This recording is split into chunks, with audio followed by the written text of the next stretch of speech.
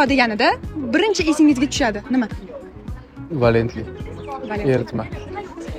Organika. Qachondir vitamin olganmisiz chiroyli qutisi uchun? Yo'q, umuman dori ham vitamin olmaganman. Agar antibiotiklar gapirsa, ular talabalarga nima degan bo'lardi? Mikroflorani buzaman degan bo'ladi. Chetga rahmat. Valla kimyo deganda nima birinchi esingizga tushadi? Kimyo deganda Cho'lpanov. Ustozimiz esimizga tushadi.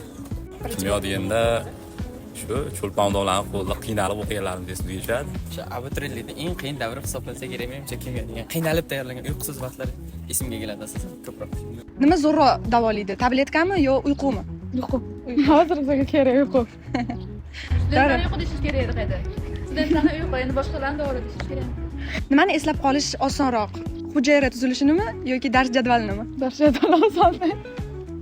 Xo'p, rahmat. O'qishda eng qiyin narsa nima siz uchun? O'qish? Siz kimyo deganda nima ko'zingizga keladi birinchi bo'lib? Hashakka keladi. Assalomu alaykum. Bugun kayfiyatingizni bitta so'z bilan ta'riflab bering. Yomon barsa yutqizgan abidga tushganmiz.